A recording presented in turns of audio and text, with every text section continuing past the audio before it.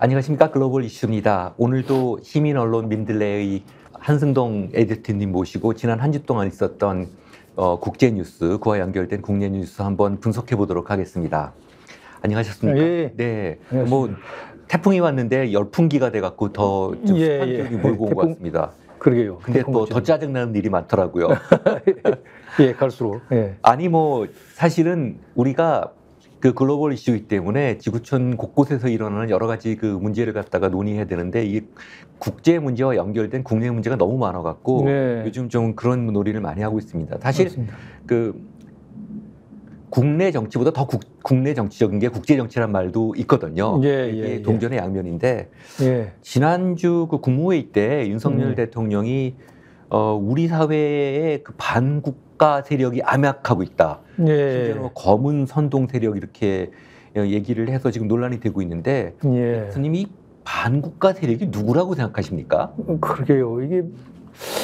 이게 그날만 얘기한 게 아니고 그 전에도 맞습니다. 지난해도 그렇고 뭐 8.15 때도 그랬고 뭐 작년에도 많이 그랬고요. 그러니까요. 네. 아주 상습적으로 계속 나오는데요. 그래서 이게 좀 이렇게 풀어서 얘기해야 되겠지만 제 생각에는 오히려 일종의 적반하장이라고 그래야 되나요?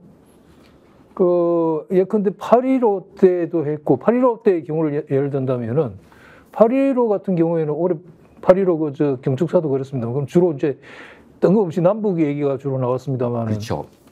바로 그 뒤에 국무회의에서 나온 얘기들이 반국가 세력을 하는 건데 사실은 8.15 때 남북 얘기하는 것도 이상하지 않습니까? 아 그럼요. 일본이 우선돼야 되죠. 그러니까요. 그렇죠. 그와 관련돼서 그렇고 지난해 8.15 때에도 발을 본 반국가 세력이라고 하는 게 어떻게 보면 보통 8.15 때는 이렇게 주로 일제 강점기와 관련된 행사이기 때문에 우리 사회에 남아 일제 잔재라든가 청산하지 못한 과거 이런 데 대한 반성이나 그걸 토대로 한 미래 지향적인 뭐 다짐 같은 걸 할 텐데 엉뚱하게 남북 얘기하면서 이렇게 연달아 국무회의에서 또 이 반국가 세력 운운하니까 오히려 어떻게 보면 청산돼야 할 세력에 대해서 그걸 주장하는 비판 세력에 대해서 오히려 청산돼야 할 당사자들이 오히려 반국가 세력이라고 하는 제가 볼 때 일종의 적반하장인데요. 적반하장이죠. 네. 예. 그런 생각이 듭니다.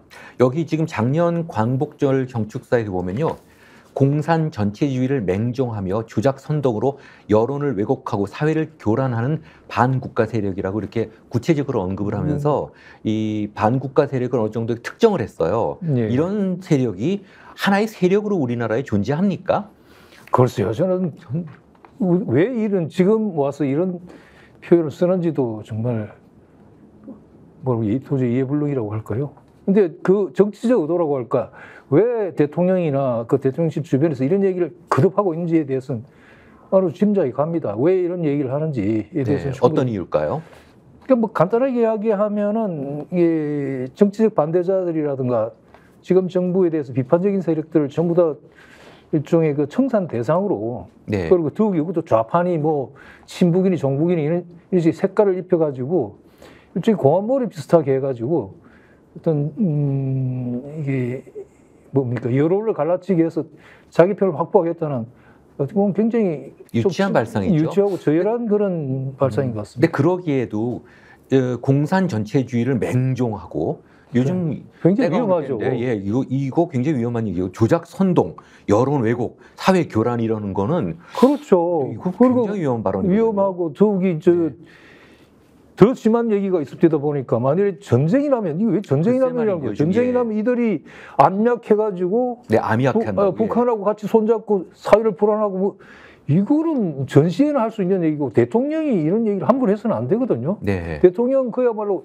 국가 안보나 그다음에 사회를 안정화시키고 사람들 불안하지 않게 만드는 것이 대통령의 주 임무 중에 하나인데 네. 대통령이 오히려 불안을 부추기고 마치 전시 상황이 있냐. 이건 정말 심각한 문제인 것 같습니다. 더욱이 제가 이걸 보면서 좀 섬찟했던 것이 우리 역사에서 이런 일이 많이 되풀이 됐거든요. 예전에 그 6.25 때도 그랬고 보도연맹이라든지 4.3 사태도 마찬가지 아닙니까? 그렇죠. 이런 선동이나 서로 갈라치기 해가지고 상대방을 무조건 이렇게 살육하는 그런 역사가 비참한 역사가 거듭 되풀이 되어 왔는데 대통령이 그걸 오히려 부추기는 듯한 이런 운동은 정말 유감입니다. 글쎄 8월 21일 날 그 을지 국무회의에서도 네. 가짜 뉴스와 위장 공세, 선동을 철저히 분쇄하고 국론을 결집하는 것이 무엇보다 중요하다고 이렇게 얘기를 했어요. 참 그 위장 선동, 이거야말로 선동 아닌가요? 네네. 진짜 이거 뭐 이렇게 이해가 안 갑니다. 대통령으로서는 평소에 쓰지 않아야 될 네. 예, 전시 상태에서나 전시 써야 상태에서 쓸 예. 문제들인데 사실은 예. 이렇게 전쟁까지 운운하면서 예.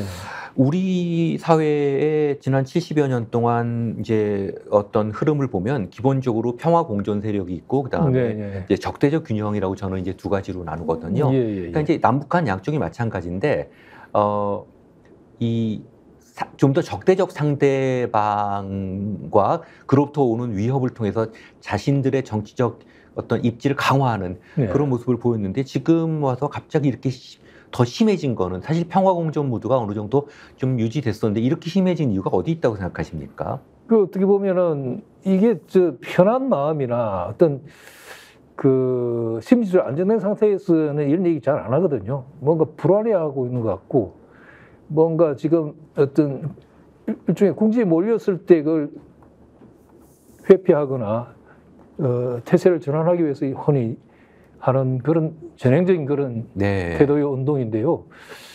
제가 볼 때는 대통령이나 대통령실 주변이 이 비단 이것뿐만 아니라 특히 지금 8월이지 않습니까? 네. 8.15 관련해 가지고 최근에 그 우리 지난 시간에도 얘기했지만 국제연구기관이나 연구소 같은데 전부 그 뉴라이트라고 하는 흔히 그 친일이라고 지탄받는 그런 사람 인사들을 뭐 수십 명씩 앉히고 하는 그리고 일본에 대해서 8.15 때도 정작 일본에 대해서는 거의 한마디도 하지 않는 네. 이런 데 대해서 굉장히 비판이 많았지 않습니까? 네. 네. 그러니까 어떻게 보면은 일본에 대해서는 바로 얘기를 할 수가 없고 그걸 어떻게 해서 피하면서 오히려 화살을 국내에 있는 자기 정치적 반대세력에 이렇게 강하게 얘기해가지고 그 어떤 국면을 모면하려고 하는 친일이라고 하는 틀림없이 이번 8.15 때는 우리 정부의 그 취임 이래로 출범 이래로 계속 논란해왔던 그런 그 일본에 대한 평가 내지는 친일적인 그런 운동이나 그런 정책에 대해서 가장 그 초점 맞춰질 그런 시기였는데 이번 네. 8.15가 오히려 완전히 그걸 회피하기 위한 좀 아까도 말씀드렸듯이 좀 얕은 수가 아닌가 네. 그런 생각이 듭니다. 근데 최근에 하여튼 이게 심각해지는 문제들은 뭐 여기도 뭐 북한의 개전 초기부터 그러니까요. 이들 즉 이제 반국가 세력을 동원해서 그러니까 지금 이 우리 사회에 네. 그 만약에 북한이 남침을 하면은 즉시 북한의 그 선동에 따라서 움직일 수 있는 몇 명이 아니라 하나의 세력이 존재한다고 이렇게 규정을 한 거잖아요. 그렇습니다. 대통령의 발언이라는 어떤 분명한 레퍼런스 갖고 얘기를 했을 텐데 이거 굉장히 심각한 문제거든요. 저도 이게 그렇게 만약 생각합니다. 사실이라면 더 심각하지만 예. 사실이 아니라면 또 정치적으로 매우 심각한 문제인데 그러니까요. 이게 대통령이 이 국무회의 발언 같은데 직접 나왔다는 것이 예, 예. 앞으로 남북과 관계를 어떻게 풀어나갈 것이며 앞으로 어떤 방식으로 그러니까요. 이 문제를 처리할지 미래가 앞으로 남은 3년 정도가 보이는 것 같습니다. 그 교수님은 최근에 이런 톤의 대통령의 발언을 들어본 적이 있으신가요? 그래도 좀 나오지 않습니까? 이런 얘기들이 작년부터 보면요. 아니 이 전 대통령 전혀. 그러니까 좀 예, 특이하죠. 그럼요. 심지어는 전두환 때도 이렇게는 안 했거든요. 그러니까요. 예, 그랬는데 아주 이런 갑자기 공산 전체주의를 뭐 맹종 이렇게 나온다는 것 자체가 맞습니다. 조금만 생각을 달리하면은 자신과 적대 세력으로 규정을 하고 거의 공산 전체주의 세력에 준하게 대하겠다는 아주 일종의 국민에 대한 엄포와 협박 뭐 예, 이런 거 예. 아니겠습니까? 더욱이 이것이 최근에 그 대북 적대 정책이라고 할까요? 그러니까 2018년에 그 남북 사이에 있던 9.19 군사 합의라든가 이게 다 지금 폐기했지 않습니까? 폐기했고 무력화됐죠. 폐기하고 저기 북도 심지어 핵까지도 사용할 수도 있다는 발언을 하고 헌법도 그렇게 고치겠다고 한 상황에서 이번 그 8.15 경축서도 사실은 북한을 협소통일하겠다는 얘기잖아요. 당연하죠. 그러니까 어떻게 보면 협소통일은 곧 전쟁을 상정한 건데. 당연하죠. 그러니까 그런 전쟁 분위기로 가는 듯한 이 정책 자체가 지금 극한의 네. 남북 대립으로 가고 그다음에 전쟁까지도 염두에 둔 듯한 이런 상황 속에서 조금 전에 교수님 지적하신 대로 뭐 개전에다가 항전 의지. 항전 의지, 예, 그다음에 그들이 북하고 손잡고 뭐 압력해서 예, 내부를 압력해서. 교란하고 뭐 이런 식의 이런 표현을 식의 얘기들, 예. 저도 좀 이해가 안 되는 그런 네. 지금까지 이런 얘기가 나온 적이 없었는데 사람들 굉장히 불안하게 굉장히 하죠. 불안해갖고 뭔가 지금 이런 자신들의 정책 입지를 강화시키려는 게 아닌가 예, 예. 연결해갖고 그 지금 말씀하셨지만 예. 8.15 경축사에서도 자유통일, 자유해방, 자유라는 말 자체가 갖고 있는 의미는 좋지만 이게 이런 문맥에 끼면은요 예. 지금 말씀하신 쪽으로 완전히 흡수통일을 지금 상정하는 거 아니겠습니까? 흡수통일은 전쟁 아니면 상대 측이 무너지는 건데요. 예. 이 양쪽 다 지금 굉장한 혼란을 이야기하고 북한을 아주 전방위적으로 압박하겠다는 소리 아닌가요? 그렇죠. 어떻게 보면 전쟁이라는 게 항상 또 우발적인 상황에서 일어나기 마련인데 이런 분위기를 계속 고조시키는 건 더욱이 다른 누구도 아니고 대통령이나 그 주변에서 이렇게 고조시킨다는 건 정말 굉장히 유감스럽고 위험하고 굉장히 걱정스럽습니다. 네, 예. 좀 보면은 점점 더 이렇게 적대적 균형을 통해서 이 남북한 간의 어떤 평화적인 공존보다는 대립 예. 과정에서 정치적 기득권, 물론 이건 저는 북쪽도 마찬가지라고 생각을 했습니다. 지금까지 네, 뭐 예, 그렇게 해왔지만은 이런 초 디지털 시대에 1950년대식의 그런 극단적인 냉전 논리를 지금 갖고 들어와 있는 거라서 맞습니다. 참 북한도 이렇게 되면 점점 닫게 돼 있거든요. 그렇죠. 최근에도 저번 시간에도 잠시 말씀드렸지만 지금 한미일이 지금 일본 자위대하고 조일미군하고 주한미군 그리고 한국군 이렇게 해서 지금 각국의 그 군 지휘 체계를 통합하는 그걸 지난 7월 28일 날 도쿄에서 3국 외무장관과 국방장관, 국가안보회의 보좌관들이 모여가지고 합의하고 각서에 서명까지 하지 않았습니까? 네. 그런 상황에다가 그 다음에 북도 지금 북러 그 새로운 동맹 체제를 더 강화하고 그 다음에 북중러라고 하는 일종의 북방 삼각 동맹이 점점 더 예전에 그 냉전과 같은 그걸 신냉전이라고도 합니다만 그런 대결 체제가 강화되고 있는 가운데 이런 오히려 그걸 부추기는 듯한 그걸 풀려고 하는 것이 아니라 부추기는 듯한 이건 좀 위험한 것 같습니다. 그건 어떤 면에서 보면 대통령이나 그 주변에서 정치적 어떤 이익이나 혹은 정치적 국면 타결을 위해서 이런 수까지 이런 발언 수위까지 내놓는다는 거는 이런 수위 발언을 내놓는다는 거는 좀 뭐라고 해야 돼? 수준 미달이라고 해야 되나요? 정치적 수준 미달이라고 해야 되나요? 저도 굉장히 동의합니다. 지금 제가 보면 상황이 여기까지 온 거 보면요. 뭔가 대통령 뒤에 미국을 등에 업고 대통령을 눈을 가리는 건 물론이고 거의 협박, 위협하지 할 수 있는 그런 지금 뭐 누군가가 존재한다고 저는 믿습니다. 뭐 추측되는 사람은 있는데 뭐 제가 증거가 없이 얘기는 할 수 없고요. 이게 보면은 강대국을 대할 때 보면 강대국이라고 항상 강한 게 아닙니다. 우리나라 예를 들어서 이런 우리나라의 그 정권의 정통성이 분명하고 민주적 정통성과 국민의 지지가 분명할 때는요. 그 주변 강대국들도 함부로 대하지 못해요. 이것뿐만 아니라 뭐 역사적으로 어디나 그렇습니다. 근데 이게 이제 흔들리기 시작하지 않습니까? 그러니까 이런 정권의 위기가 된다 이럴 때는 이제 강대국들이 정치 영향력을 크게 발휘할 수 있는 그 공간이 형성되는 거죠. 그래서 누군가 그걸 업고 대통령을 좌우할 수 있는 누군가가 지금 존재하는 것 같다는 느낌이 좀 많이 듭니다. 그래서 저는 광복회가 세상에 이게 대한민국 출범 이래 해방 직후에는 뭘까 이게 광복절 행사를 두 개로 나눠가지고 그때 그 참석을 거부한 광복회 회장 이종철 회장이 밀정 얘기까지 하나. 네네. 뭐 말이 점점 더 심해지는 그렇게 나오니까. 그러니까 뭐 사실은 그 이제 논의를 계속하자면은 냉전 해체 이후에 통일의 기조는 사실은 흡수통일이었거든요. 극우 세력들 같은 경우 당연한 게 우리도 저런 방식의 모델을 따라갔고 북한은 붕괴할 거고 사회주의 정권이 붕괴하고 흡수통일을 하지 않으면 할 수 있을 거라는 기대와 희망이 있었고 그다음 미국도 사실 그런 방향으로 간 게 사실인데 하나 이제 판단 못한 게 뭐냐면은 이 동구 유럽권하고는 우리가 다른 게 거기는 그 종주국인 소련이 먼저 무너지거든요. 그렇죠. 근데 이제 북한 같은 경우는 사실은 중국이 그 이후로 날로 강성해졌습니다. 네. 속은 어떤지 모르지만 겉으로는 지표상으로 나오는 건 그렇고 네. 뭐 당분간 뭐 중국이 어떤 큰 정치적인 격변을 겪을 만한 상황이 보이지 않는 것을 봐서 네. 중국 입장에서 북한의 그 북한 정권을 지금 무너지게 놔둘 리는 없거든요. 그러니까 김정은 리짐은 붕괴할 수 있지만 네. 또 다른 사회주의 정권이 들어서는 거지 김정은이 무너진다고 해갖고 그냥 갑자기 그냥 갖다 바치고 동독이 서독에 흡수되는 것처럼 그렇게는 되지 않거든요. 그렇겠죠. 이해가 너무 커서요. 맞습니다. 그러니까 진짜 여기 그 보시는 시청자 여러분들께서 그 생각은 조금 한번 가지실 필요가 있습니다. 이게 그렇게 북한이 무너지는 정권이 아닙니다. 왜냐하면 김정일 같은 경우는요.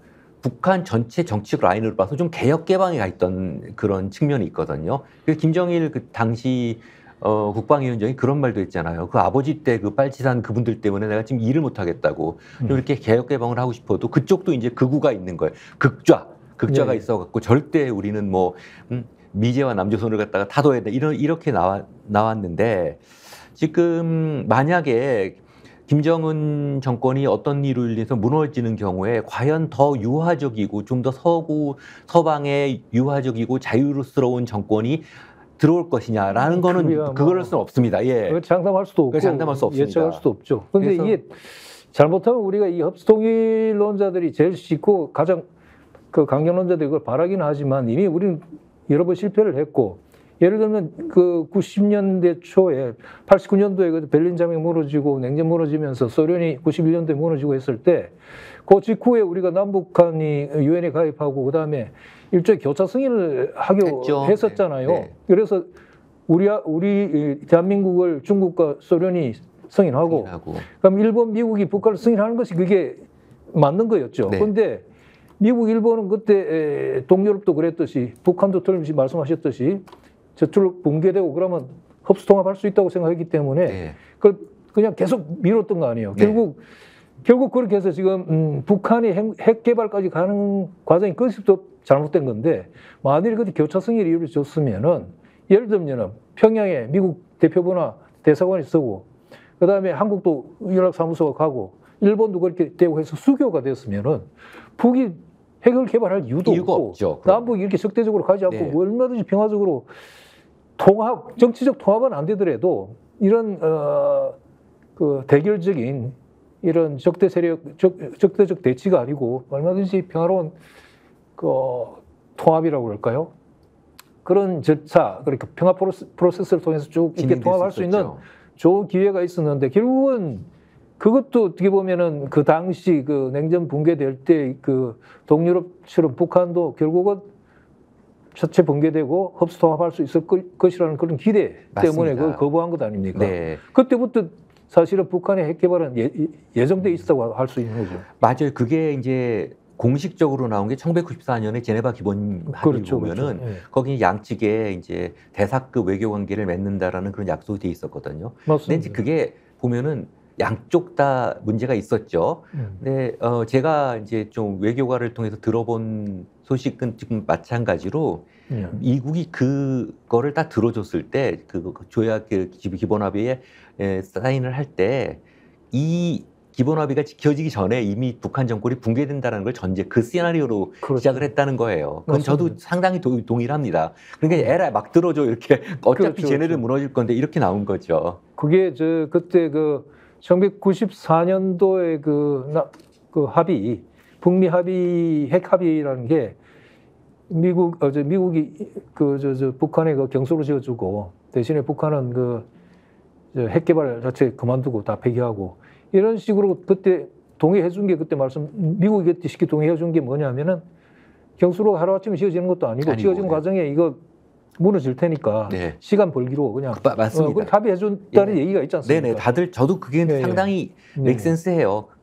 상당히 파격적인 합의를 해줬는데 그런데 결국 미국이 이걸 파기했잖아요. 그걸 파기했죠. 그 사실 대신에 지열 동안에 중유를 대주기로 했는데 네. 몇 번 대주다가 안 대줬죠. 네네. 사실 네. 그걸 파기했죠. 예, 예. 언제 한번 저 핵 문제는 또 한번 논의를 시간을 가지고 하기로 하고 그러시죠. 사실 네. 이제 원래 뭐 자유통일과 아주 굉장히 자유란 말 자체는 상당히 좋은 건데 예. 지금 이런 시대적 문맥 속에서는 굉장히 지금 위험한 얘기들이 나오고 있거든요. 예. 뭐 사실 최근에 이번에 이제 국방장관 안보실장이 다 이제 군인으로 교체가 됐지 않습니까? 예. 그것도 좀 맥락인 것 같아요. 그렇죠. 네. 그렇죠. 그거하고 전에 우리 다뤘던 그 뉴라이터들 대거 진출이나 다 같은 맥락인 네. 것 같고요.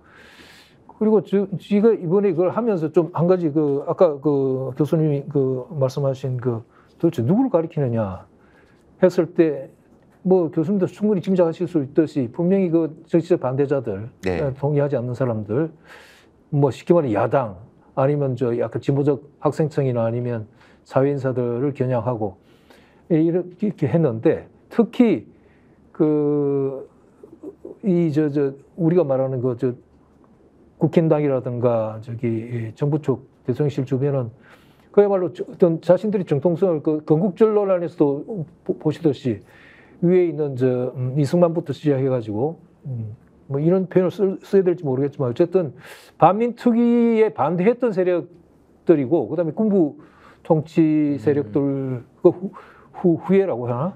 라고 할 수 있는데 말하자면 그에 반대하는 사람들 지금 다 지금 맞아요. 그걸 뭡니까 성장 반대 세력이고 그다음에 산업화 반대 세력이고 이런 식으로 몰아붙이잖아요. 네, 근데 제가 최근에 그 어디 그 글을 쓴 것 중에 그들이야말로 예컨대 학생 운동 같은 건데요. 대한민국이 그 다른 개독국들과 달리 중진국을 재빨리 탈출해가지고 선진국으로 도약할 수 있었던 가장 큰 이유 중에 하나가 바로 학생 운동이었다고 하는 이거 우리가 주장하는 게 아니고 외국 학자가 네. 예 그런 글을 봐가지고 한번 소개를 잠시 해드리고 싶은데 그 미국 매사추세츠 그 에머스트 대학 그 정치경제학 하는 약간 그 진보적 학자인데요. 제임스 보이스라는 학자가 그 인터뷰한 2021 작년인가요? 작년에 나온 번역돼서 나온 한국 책에 그 인터뷰집이 있는데 거기 한 얘기를 제가 한번 소개한 적이 있어요. 그분이 이제 그 앨리스 엠스텐이라고 하는 그 매사추세츠 공대 교수 책 중에 아시아's next giant라고 그래가지고 아시아의 다음 거인. 아시아의 다음 거인 한국이에요. 한국이 이렇게 거인이 될 수 있는 기본 토대가 뭐냐 하면 학생운동이다. 그래서 이 제임스 보이스가 그걸 얘기를 들었어요. 그 이해를 잘 못했어요. 그런데 그 앨리스 엠스텐 얘기는 뭐냐면은 한국 자본주의 발전에 있어서 국가 역할이 큰데 국가를 자본주의자들 만들어낸 것은 국가고 국가를 만들어낸 사람들은 학생들이라는 거예요. 충분히 그게 무슨 얘기냐? 네. 그걸 몰랐는데 이 사람 그 얘기 듣고 굉장히 그 인상이 깊었는데 이 사람이 필리핀 거쳐가지고 이제 미국으로 돌아가기 전에 한국을 들렀는데 한국에서 아마 김포공항에서 택시를 타고 갔는데 그때 완장을 차고 있던 택시 기사분이 검은 완장을 차고 있었어. 왜 차고 있느냐 했더니 학생들이 시위하다가 죽었다는 거예요. 그때가 그 50 시절 군부 독재 시절 그때 학생들이 많이 죽었지 않습니까? 그 차를 타고 쭉 서울로 들어가는데 완장 찬 사람이 엄청나게 많고 그러면서 그때 느낀 게 이게 필리핀이나 다른 개독국하고 한국이 다른 게 바로 이 점이구나. 학생들이 저렇게 들고 일어서서 이제 독재 정치나 정치 권력의 부패나 혹은 그 자본의 어떤 그 병폐라든지 이걸 견제하고 이게 막아준 게 학생 내지는 그 학생 운동 세력이구나. 네. 그게 한국 자본주의의 성공의 열쇠 중에 하나다는 걸 딱 깨달은 거예요, 이 사람이. 네. 제가 이 소개를 하는 이유가 한국의 산업화나 한국의 경제 성장이라고 하는 게 그냥 어떤 특정 세력이 드라이브해서 되는 게 아니고 아니죠? 모든 국민이 같이 한 것이고 특히 노동력을 제공한 것은 우리가 이름 없는 시골 출신의 그 남녀들이고 젊은 청춘 남녀들이고 그다음에 그 부패를 그래도 막고 권력 남녀 그나마 견제할 수 있었던 게 한국이 유달리 강했던 학생운동 세력이고 그렇게 해서 우리가 흔히 보는 그 아시아, 아프리카, 라틴 아메리카의 그 숱한 개도국들이 다 권력의 부패 때문에 망하고 중도에 좌절하고 그 중정부의 함정이 다 빠져버리는 걸 한국은 용케도 피해 나왔는데 그렇죠. 그게 학생운동설이 굉장히 중요한 기여를 네. 했다. 좀 그럴듯하지 않습니까? 아, 그럼요. 저도 그러니까 우리가 평가하는 게 아니고 그들이 그들이 평가하는 평가하는 문제이고요. 그리고 전체적으로 그 민주화를 통해서 좀 더 나은 세상을 향해서 우리가 그런 비전을 제시했지 않습니까? 그렇습니다. 그런데 이거를 지금 적으로 규정한다고 하는 거 아니에요? 그러니까 이제 지지난주에 제가 말씀을 언뜻 드렸지만 그 나경원 의원이 그 반민특위가 국론부연을 했다라고 사실은 그 속에 있던 생각이 턱 튀어나온 거예요. 그러다가 이제 그게 여론이 안 좋으니까 이제 그걸 다시 숨겼지만 그들을 관통하는 어떤 생각인 것 같습니다. 사실은 오늘 제가 여기 오다가 그 가판에서 하도 황당한 기사를 봐서 이렇게 제가 오늘 가져왔습니다. 조선일보. 예, 조선일보 지금 일면에 나온 기사인데요. 정치권의 못난 반일. 이게 지금 이렇게 작은 기사가 아니라 요 A면 2, 3면을 한 3면을 할애해서 1, 2, 3면을 할애한 문제들인데 여기 보면은 이제 지금 문화적으로 또 문화와 산업 이런 부분에서 너무 많은 교류를 하고 있는데 시대착오적인 반일을 하고 있다고 하는 겁니다. 이거는 팩트가 잘못된 게 지금 얘기가 나온 건 일본이 싫다는 것이 아니라 맞습니다. 지금 과거사 문제에서 해결이 안 된 문제들 그렇죠. 이거에 대해서 지금 한국에서 그런 문제들을 갖다가 일본의 극우 세력과 같은 맥락 얘기를 한다는 것에 대해서 비판을 하는 거고요. 그렇죠. 그다음에 이웃 나라는 지구상의 어느 나라건 다 문제가 있습니다. 조금씩 문제가 있는데 협력할 거는 최대한 협력하고 그러나 정치적 문제라든지 과거사 문제에 대해서는 또 논의할 건 따지고 들어갈 건 따지고 들어가는 거죠. 맞습니다. 예, 그거를 그러니까 그러면 그 반일이라는 우리도 다 못난 거고 뭐 지금 얘기하는 모든 지금 예를 들어서 제가 중국을 비판하면 못난 겁니까? 잘난 겁니까? 이게 뭐 말이 안 되는 소리잖아요. 아니 그러니까 이게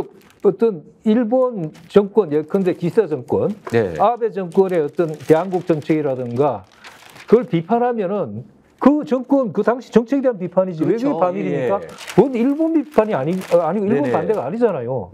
이게 제가 이런 말을 해야 될지 모르겠지만 우파들의 가장 그 상투적인 수법이 극우들의 상투적인 수법이 정책이나 어떤 정권에 대해 비판적인 발언을 하면 그걸 일본 반대 내지는 그 반일 그리고 좀 상투적인 그냥 반일쟁이로 그냥 몰아가는 거예요. 약간 이데올로기 공작 같아요. 그러니까요. 이게 아니 그 강제동원 문제에 대해서 우리가 사죄하고 배상하라고 하는 게 왜 반일이며?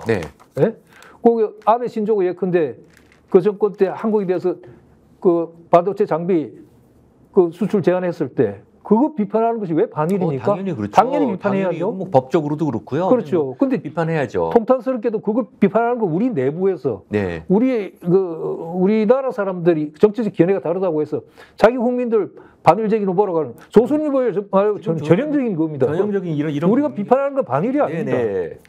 뭐 이런 걸 붙잡고 무려 3면을 할애해서 이렇게 쓴 걸 보고 저도 사실 그냥 가판에서 보고 사실 덥석 샀죠. 덥석 샀는데 아니 오다가 황당해갖고 그 못난 반일이라고 하면은 어떤 뭐 일본뿐만 아니라 뭐 다른 나라의 정책에 대해서 비판하면 우린 다 못난 사람이 되는 겁니까? 그러니까요. 아니 뭐 우리가 강제동원 피해자들이나 위안부 할머니들에 대해서 그런 식의 말도 안 되는 제3자 변제안이라든지 그다음에 사도강선인이 고납도 정당에 빠서도 그 일본 스스로도 일본 정부도 인정했던 그 강제동원이라든가 이런 거였다가 우리가 한마디도 없이 다 동의해주고 그런 거에 대해서 비판하는 게 왜 반일입니까? 실제로 그때 외교장관이 요번에 국회에서 답변을 하는데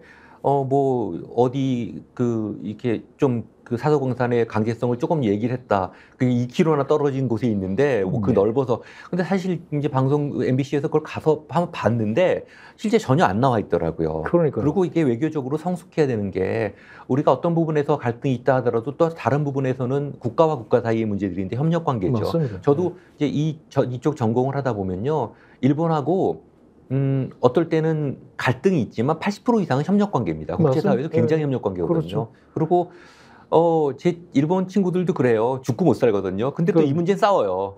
싸우고 저를 가장 아껴주신 그 나고야 아이치 대학의 미요시 마사히로 교수님도 정말 진짜 저한테 자식처럼 저를 아껴주시는데 항상 그분은 또 다케시마는 일본 땅이라고 주장을 예. 하세요. 근데 제가 거기서 싸울 필요 없이 그냥 아니, 노인 되셔서 망령 났나 보다 뭐 이렇게 하고 그렇죠. 넘어가는 거죠. 그렇게 거기서 주장할 수는 제가 있죠. 뭐 그 사람은 그렇게 근데 지난번에도 말씀드렸지만 제가 아베가 밉지도 않고 기시다가 밉지도 않아요. 중요한 건 여기서 그 일본의 극우 세력과 같은 맥락이라고 논리죠, 논리. 하는 한국의 이 극우들이 미운 거지. 맞습니다. 뭐 일본 사람이 일본 얘기하는데 뭐라고 얘기를 하겠습니까? 이게 똑같은 논리가 최근에 그 이스라엘 그 팔레스타인 네. 가자 공격에 지금 가자 공격하는데 지금 4만 명이 죽었잖아요. 네네. 4만 명이 죽고 3분의 2가 70%가 어린이하고 군여자들이요. 예, 16,000명 어린이들이 있고. 9만 명이 부상을 당했고요. 그러니까요. 이게 불과 1년도 안 됐는데 그렇게 많은 사람이 죽었잖아요. 10월부터니까 뭐 1년이 뭡니까? 예. 그러니까 그렇게 죽이는 건 분명히 제노사이드거든요. 네네. 일방적인 공격이잖아요. 네네.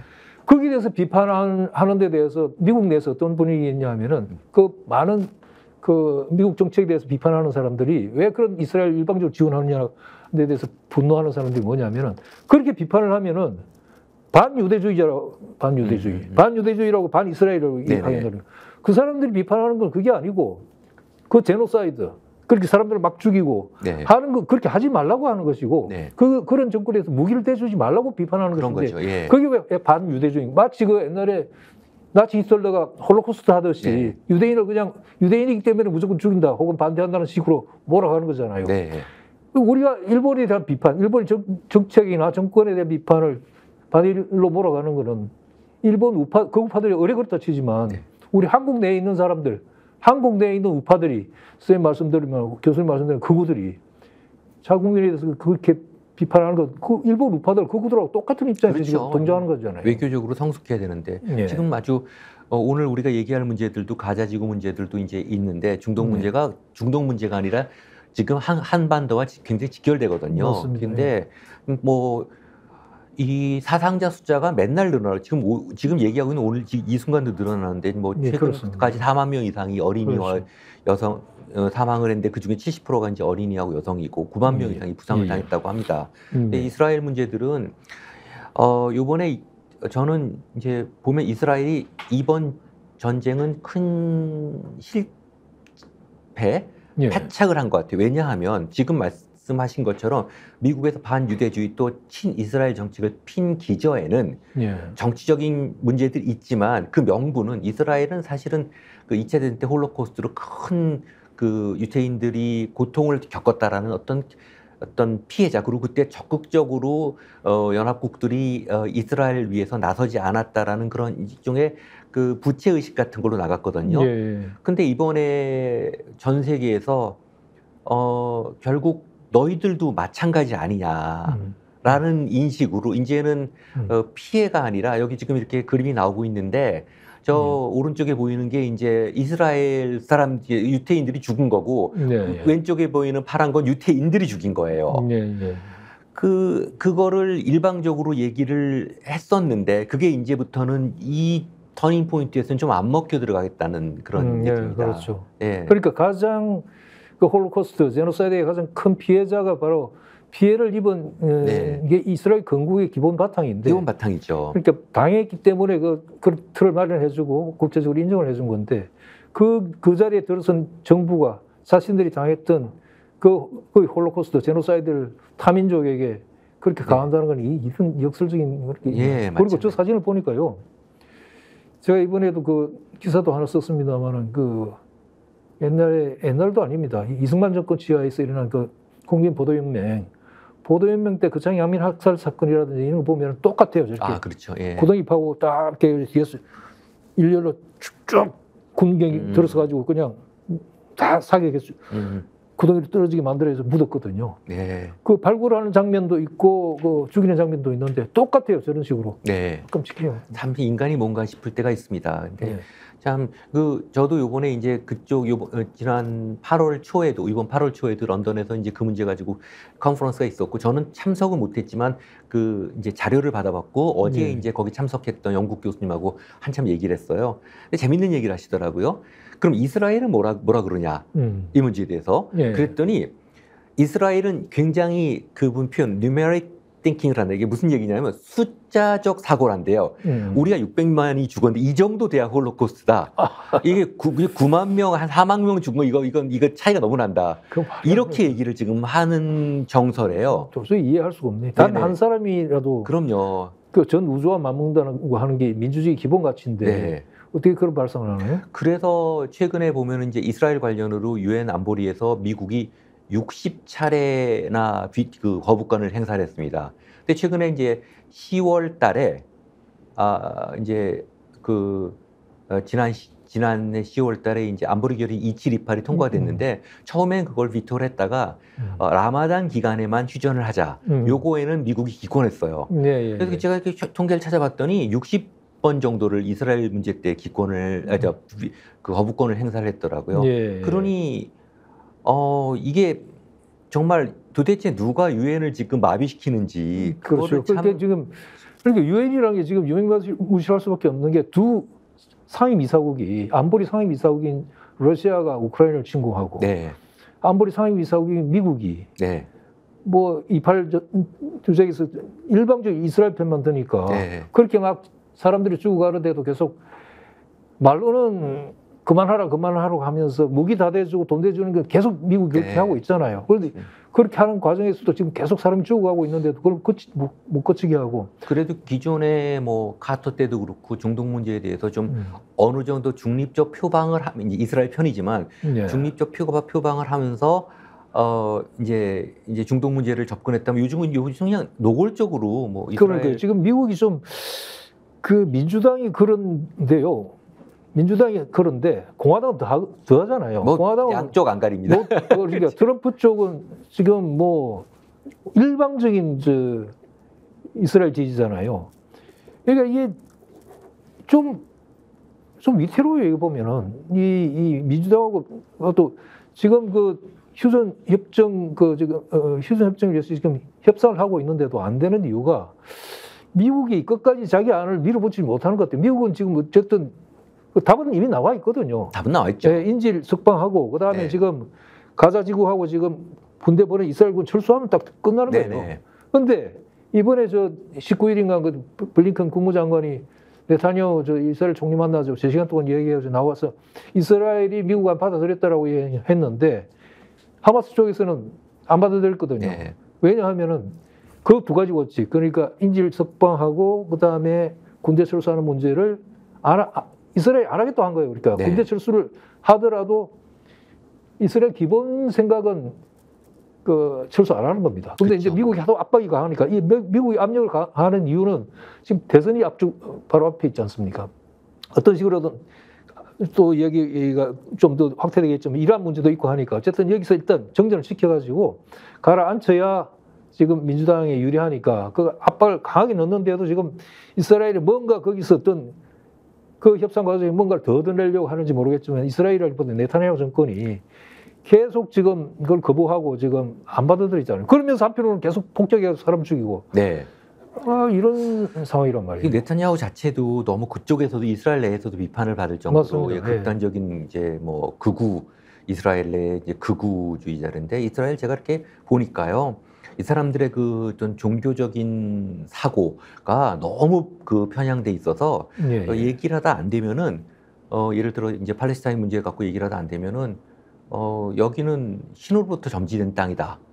뭐 이렇게 얘기하고 또 그 미국 내 이제 친이스라엘 계통의 그 인사들하고 얘기를 해보면요. 다 그런 건 아니지만은 전 그렇게 얘기하는 것까지 들어봤습니다. 뭐 테레사 수녀한테 칼을 준다고 그게 위협을 느낄 사람이 어디냐. 뭐 이러면서 그게 이제 이스라엘이 이제 자기들이 절대 선하다 이거죠. 그러니까 지금 이 국제 정치를 어떤 선악의 관점으로 접근하면 안 되는데 그렇게 접근을 지금 많이 지금 하고 결과적으로 있어요. 나오는 오히려 절대악은 지금 이스라엘 쪽이죠. 쪽이 더 가깝잖아요. 사실은요. 예. 그래서 아까 말씀드렸지만 지금 국제사회 전반적인 흐름이 이번 전쟁 전까지는 그래도 이스라엘이 좀 딱하다. 예전에 그 참 많은 그 홀로코스트를 통해서 많은 피해를 받은 그 나라고 그런 건국 정신이 있는데 이런 생각을 했지 않습니까? 우리가 어렸을 땐 정말 이스라엘이 어떤 모델 국가로 제가 배웠어요. 뭐 예, 예. 임신 9개월 임산부가 낙하산을 타고 그다음에 대학 조 총장이 기관총 들고 출근한다고 그런 날 우리도 뭐 박정희 그렇죠. 정권 때 그렇게 배웠는데 최근에 와서는 이제 국제사회에서 이제 이스라엘 이거 보니까 니네들도 나치하고 다른 게 뭐가 있냐 지금 이렇게 나가고 있어서 큰 흐름으로 봐서는 지금 이스라엘이 이번 전쟁에서 굉장히 패착이 있었던 게 아닌가. 패착이죠. 왜냐하면 이스라엘에 대한 그 이미지 자체를 완전히 이번에 결정적으로 끌어떨였고요. 예. 그 아시다시피 이 유대인 문제나 이스라엘 문제는 사실은 유럽이 만들어낸 문제잖아요. 아, 당연하죠. 예. 유럽 자기 내부 문제 해결하지 못해서 결국은 유대인들 학살하고 그 다음에 그 대안으로 그 베포 선언인 걸 통해 가지고 그 팔레스타인 사람들이 사는 땅에다가 검꺾고 이거 이스라엘 땅이다 하고 떼주는 바람에 네. 팔레스타인 사람들이 난민이 되고 수백만이 지금 옆에 요르단, 레바논에 흩어져 네. 살고 이집트로 흩어지고 그 원한 때문에 지금 계속 싸우는 거잖아요. 네. 그렇게 만든 게 유럽이에요, 사실은. 네. 그런데 그 문제를 그 문제의 여론이 그렇다는 걸 알면은 이스라엘이 저렇게 못하죠. 네. 지금 자기들이 당한 그걸 갖다 완전히 어떻게 보면 약소 민족이 되어버린 팔레스타인에 대해서 완전히 자기들이 당한 걸 쏟아붓고 있는 이런 셈이 되는데 이렇게 되면 이스라엘이라는 어떤 우리도 교수님도 그랬지만 저도 어릴 때 뭐 이스라엘은 뭐 같이 모이면 담배도 아껴서 성냥불도 혼자서는 담배 안 핀다 여럿이 모여가지고 네. 하나 켜가지고 다 같이 뭐, 핀다 뭐 이런 예, 전쟁 이스라엘 유학생들 다 들어 아니었어요. 그 거짓말이에요. 이스라엘에 대한 엄청난 미덕을 찬양했잖아요. 네. 그건 물론 다 신화 지어낸 얘기지만 그럴 정도로 어쨌든 이스라엘에 대해서는 기본적으로 홀로코스트에 대한 그 동정, 그 피해자에 대한 동정, 그 다음에 뭐 이런 데 대해서 이미 그 나쁜 이미지는 아닌데 약자 이미지였는데 지금은 뭐 횡포를 부리는 강자 맞습니다. 이미지가 됐잖아요. 네. 근데 네타냐후는 자기 정치적 약점 때문에 약점 때문에 전쟁을 하지 않으면 지금 기소된 상태예요. 부부가 다 들어가는 일. 그렇죠. 그러니까 예. 극우들한테 사로잡혀가지고 그게 지금 한국에도 뭔가 기시감이 있지 않습니까? 맞습니다. 예, 지금 그렇죠. 뭐 결국은 우크라이나도 마찬가지고요. 그렇죠, 그렇죠. 이렇게 근데 한 가지 우리가 알아야 될 게 제가 이렇게 뭐 어쨌든 평생을 전쟁 문제를 이렇게 뭐 국제법 학자로 다루다 보면 이 전쟁이 나는 거는 인간의 본성, 폭력적 본성으로 화난다고 전쟁하고 많은 전쟁이요. 1차, 2차 세계전쟁, 한국전쟁도 그렇고 여름에 납니다. 예. 더우면 그냥 전쟁 나는지 모르지만 어쨌든 맞아요. 여기도 공교롭게 그러네요. 그러는데 예. 이 전쟁을 끝내는 건 이건 굉장히 기술적인 문제라서 쉽지가 않습니다. 맞습니다. 화난다고 전쟁했는데 이거를 수습하는 게 만만치가 않아서 오죽하면 유럽에 보면 30년 전쟁, 심지어 맞습니다. 100년 전쟁이 있겠습니까? 그렇죠. 유럽이 저렇게 나눠진 것도 말씀하신 대로 30년 전쟁, 무슨 종교 전쟁, 그리고 지금 저도 글 쓴 적도 있는데 그 러시아가 특히 푸틴이 우크라이나는 자기 같은 동족이고 한때 우리 땅이었고 그것도 옛날에 키예프 공국에서 시작되는 역사도 공유하고 있고 우리는 하나다라고 주장을 하는데 그러나 푸틴이 이번 전쟁 도발을 해가지고 서로 죽이고 몇만 명이 죽고 하는 바람에 영원히 이스라엘과 러시아는 우크라이나와 러시아는 이제 완전히 갈라섰다. 갈라섰죠. 같이 화합이 안 된다. 서로 죽이면 안 된다. 사실 그게 수백 년에 같은 나라였거든요. 그러니까요. 예. 지금 우리 한국, 일본도 옛날 고대에는 같은 나라였을 가능성이 예. 있는데요. 그러니까 전쟁 몇 번 하고 영원히 그럼요.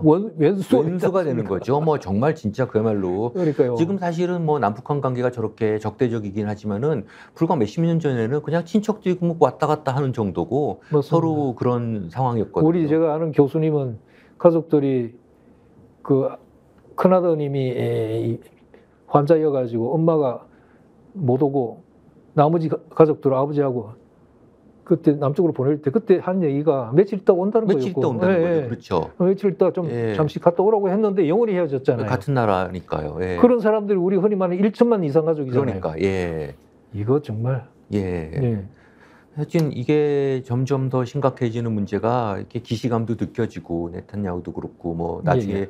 기회가 있겠지만 우크라이나 문제들도 그런데 결국 키는 미국이 지고 있는 것 같습니다. 맞습니다. 예. 이게 지금 그래서 지금 이게 아까 그 8.15 그 경축 사회도 나오듯이 흡수통일을 하면서 자꾸 자유통일 얘기하고 이렇게 하는 게 아까 제가 처음에 말씀드렸던 그 한미일 그 삼국 군지 통합 체계 이게 하나의 군대로 움직이겠다는 거예요 지금. 그러니까 일본 자위대도 하나의 통합 작전 사령부를 따로 만들고 주일 미군도 통합군 사령부를 따로 만들어 가지고 그 둘을 지휘체계를 합치겠다는 건데 우리는 미군 지휘체계 아래 한미연합사에서 네. 돼 있기 때문에 자동으로 편입되는 거죠. 그렇죠. 네. 하나가 되고 어쩌면 이 한일 동맹이라는 말을 못 쓰기 때문에 그렇죠. 군사 동맹이 없으니까. 그러니까 준동맹이라는 표현을 쓰는데 준동맹이라는 말 준동맹은 사실은 그 미국 지휘 체제 아래에 있으면 사실 그 구분이 무의미하고요. 그렇죠. 그리고 그 준동맹과 동맹의 기본적인 차이는 뭐냐면 동맹은 서로 동맹 조약을 체결하면은 한쪽이 체결한 당사자가 외부로부터 공격을 받았을 때 자동 개입, 같이 자동 개입해서 싸워준다는 거잖아요. 그게 의무잖아요. 네네. 근데 준동맹 그런 의무는 없대요. 의무는 없지만 만약에 지휘통합 체계가 하나 통합돼 있다면은 그거 있으나 마나 미군 지휘에 의해서 그렇죠. 모든 게 다 움직이는 거거든요. 그러니까 아까 교수님 말씀하셨듯이 이런 어떤 안보 문제나 이게 또 신냉전 비슷한 이런 체제로 대만 문제도 있고 여차하면 전쟁이 터졌을 때 우리는 자동적으로 그 전쟁에 말려드는 것이고 네. 그리고 김태호 제1차장이 하는 말도 이번에 그 삼국 그 지난해 8월에 그 캠프 데이비드 공동성명 1주년 기념해가지고 브리핑하는 걸 제가 들었어요. 네. 그 삼국이 공동선언에서 말한 그 안보협의라고 하는 게 대북이 아니에요. 동아시아 글로벌이에요. 네. 그러니까 어떤 전쟁이 어디서 나고 미국이 어떤 미국 이해 직접 관련 예컨대 대만이라든가 동중국, 남중국해라든가 아니면 심지어 중동이나 다른 지역에서 전쟁이 터졌을 때 한국군도 자동적으로 개입되는 거죠. 그렇게 돼 있어요. 예. 우리 속수무책으로. 그런데 그런 문제를 결정할 때 우리 국회에 대해서 논의해 본 적도 없고 네. 국민들 동의를 받아본 적도 없고 네. 일사천리를 막 몰려가잖아요. 이것도 굉장히 저는 잘못됐다고 생각합니다. 이거 뭐 잘못된 정도가 위험한 거죠. 사실 이런 전쟁들이 최근에 일어나는 거 보면 다 국내 정치적 요인이 큰데 우리도 지금 이런 사람들은 좀 어느 정도의 국지전 정도를 예상하고 있는 게 아닌가. 그럴 그런 수 있죠. 정도로 지금 걱정이 됩니다. 여러 가지로. 전쟁이라는 게 국지전 그 예전에 그 북풍인이 돈 주고 심지어 남쪽을 향해 총 쏘러 간 적자들이 있었으니까 그럼요. 예. 불가능한 일이 아니죠. 왜 저기 선거 때만 되면은 무장공비가 나오다 타살되죠? 예. 정치적 승리를 위해서라면은 국익을 해쳐가면서라도 얼마든지 할 수 있는 사람들이 수록하잖아요. 그러니까 정치인들은 다 그렇습니다. 예전에 저기 1980년도에 테헤란의 미국 대사관 인질 사건 때 보면은 미국 그 특수부대 거기 구출하러 들어가는데 거기 이란 군이 거기 기다리고 있어요. 그래서 일설에 의하면 당시 이제 레이건 선거 캠프에서 그거 다 정보 빼다가 이란한테 주고 야 우리나라 특수부대 몇 월 며칠 어디로 들어가니까 기다리고 있으라고. 그 사실은 그런 외교가에서 떠도는 풍문이 일리가 있는 게 그 레이건 대통령 당선자가 대통령으로 당선된 다음 날 아무 조건을 걸지 않고 바로 다 풀어줍니다. 그런 걸 보면은 사실 정치인들이 전쟁을 볼 때는 너무 간단하게 자신들의 정치적 입지나 이해만 생각하고 너무 간단하게 그걸 보는 것 같습니다. 지금 그 이야기할 이유가 잠깐 있을지 모르겠지만 국제 문제로 하면 그 태국도 비슷하거든요. 네. 태국도 지금 사실은 그 완전히 태국은 우리보다 좀 더한 것 같아요. 지금 태국은 지금 군주 체제에다가 군하고 왕실이 지금 한편이 돼가지고 탁신이라고 하는 중하청 중심의 그 정치 세력하고 지금 연수가 돼서 싸우다가 작년 8월에 원래 탁신이 2001년도에 정권을 잡았어요. 그때 압도적 지지로. 근데 2006년도 쿠데타가 나가지고 태국 군부가 쿠데타를 일으켜가지고 국외 망명을 했거든요. 그래 17년 만에 작년 8월에 돌아와요. 돌아온 이유가 뭐냐면 지난 그 총선 때 군부 집권 세력이 완전히 대표해가지고 새로운 제3의 세력이 등장했는데 그 제3의 세력이 피타라고 하는 사람인데 피타가 누구냐 하면은 태국인인데 하버드에 가서 공공정책 공부해가지고 돌아와가지고 선풍적인 인기를 얻었어요. 그리고 완전히 제1당이 돼버렸어요. 제1당이 돼버려가지고 그게 뭐냐면 태국 왕실의 그 어떤 불경제 부분이 아주 고약한데 그걸 개정하겠다고 하는 거하고 그다음에 그 군사비 줄이겠다는 거하고 그다음에 경제 인프라 하겠다는 굉장히 건전한 그걸 정책을 내세워가지고 인기가 컸어요. 그렇게 되니까 이제 이게 군부 세력이 권력을 잃게 되니까 쫓아냈던 탁신을 불러와가지고 타협을 하는 겁니다. 탁신도 이제 들어오기 위해서 타협을 해가지고 탁신과 군부 세력이 연합한 연립정권을 만들어요. 그래가지고 이번에 보니까 8월 14일 날 보니까 그 제1당을 그걸 헌법재판소 해산하라고 명령을 내립니다. 그 다음에 탁신이 내세웠던 수상도 해직을 시켜버려요. 일방적으로. 그 이유가 말도 안 되는 이유들이에요. 정말. 해당, 그러니까 당을 해체한 이유는 왕실에 대해서 불경죄를 범했다는 거. 대단한 불경죄도 아닙니다. 네. 비판하는 게 불경죄예요. 네, 거긴 큰일 나요. 그렇죠. 그런 식으로 쫓아내고 다시, 그러니까 그 군부라고 하는 게 태국이 입헌군주되고 나서 그 수십 번을 쿠데타를 일으켰어요. 그러니까 자기들에게 좀 불리하거나 하면 항상 쿠데타를 일으키고 왕실이 군부를 지지하고 이래가지고 계속 좋지 않은 이게 관계를 계속 하면서 그 권력을 유지해 왔는데 이번에도 똑같이 그러니까 정치인들이라고 하는 게 특히 군 세력이라고 하는 게 그 조금 전에 교수님 말씀하셨듯이 권력에 대한 그거는 똑같은. 아, 그럼요. 그 물리적 힘을 갖고 있으니까. 네. 예. 그래서 사실은 저도 항상 주장하는데 그 국방장관은 절대 그 직업군인 출신이 하면 안 됩니다. 예. 그 한 나라의 국방 안보 정책이 군인들의 이해에 대해서 좌우될 수가 있습니다. 예. 이게 태국이 쿠데타를 헌법재판소라는 게 앞잡이 기관을 내세워가지고 이번에 쿠데타를 일으킨 이유 중에 하나가 바로 국방장관을 현역 군인을 안 시키고 민간을 시키다는 게 이유예요. 아, 예.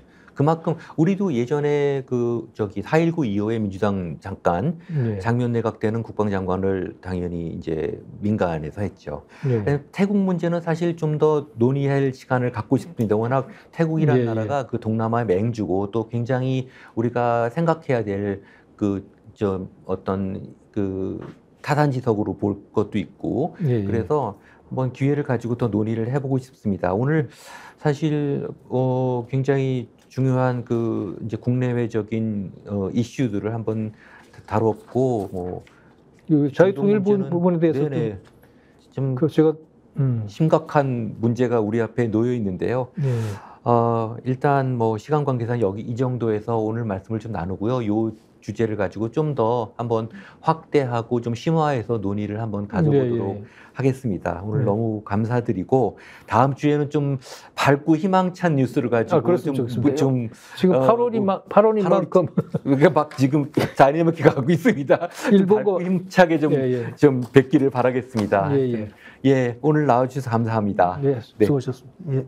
아니, 왜 아직도 3년간 같은 통신사 인터넷 계속 쓰고 계세요?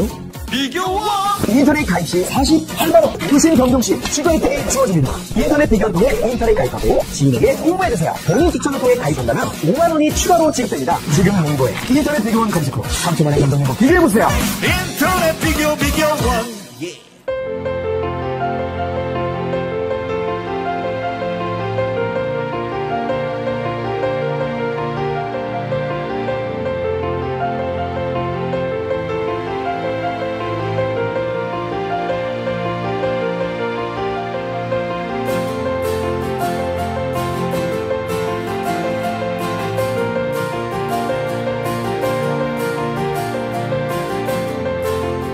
간편한데 맛까지 좋은 다이어트 추천해드릴게요. 파우치에 우유만 부어 20초간 흔들어 드시면 됩니다. 서리태 단백질과 건조효모로 한 끼에 필요한 영양소들이 알차게 들어있습니다. 정말 맛있는 비타샵 블랙 스무디 다이어트.